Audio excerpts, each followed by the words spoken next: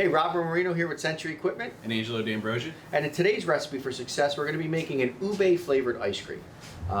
So in our newest Recipe for Success video series, if you check them out over the next coming months and previous months, we're doing a lot of flavors that are different, right? We're trying to teach people not only how to make ice cream, but we're trying to teach you how to make ice cream so you can increase sales.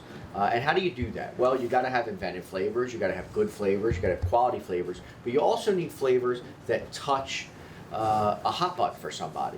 So we've made in this video series ghost pepper wasabi. Now, is that going to be your most popular flavor? Absolutely not. No, but it'd definitely be a draw to your store. Yes, yes. People will try it. They will go, oh my God, that's so cool, and then they will order a mint chocolate chip. And that's fine. They're ordering something, and it gets people talking. Ube is a very it's a flavor that hits on a certain culture. Most people don't even know what it is, but that culture that it hits absolutely will know what it is, and they'll get excited about it. And the benefit to ube over some other flavors that are more culturally pinpointed is it's purple. And how many purple flavors do we have? So you get the benefit of it being different, the benefit of it being new, the benefit of hitting a certain culture that not a lot of ice cream stores are hitting, and the benefit that it's an awesome colored flavor. And guess what? It's a pretty good ice cream.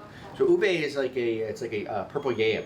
So what we're going to do is we're going to add our 5 quarts of unflavored base, and then we're going to throw in 2 ounces of vanilla.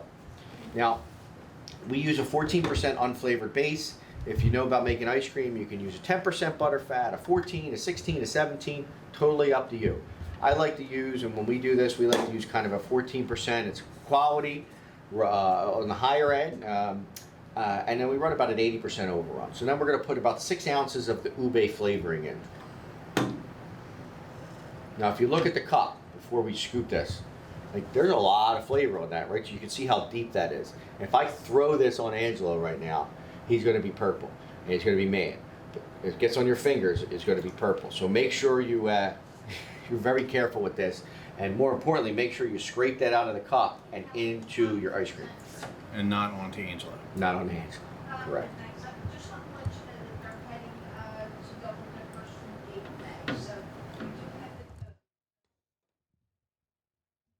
Now when we blend this up, you're going to see the purple infusion. That's cool. This was Prince's favorite ice cream. Little known fact.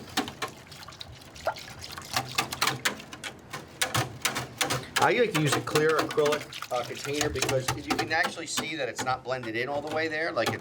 So you know what you're doing. You know you get a good blend before you pour it in your machine.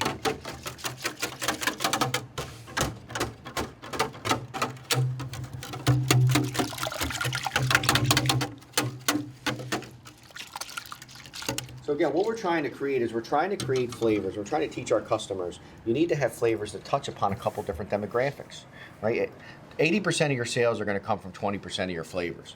But the other 20% of your flavors can be flavors that don't just appeal to the masses, but appeal to some vocal minorities out there, right? And what's a vocal minority? A vocal minority is a small group of people that carry a big weight, right?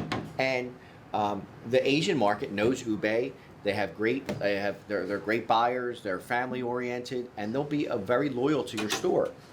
We do vegan flavors. Well, the vegan flavors are a minority of people, but they're very vocal about what they want and what they like, so you do vegan flavors. And if you have that in addition to the mass marketed flavors, you really have a nice potpourri of marketable promotional flavors in your ice cream cabinet.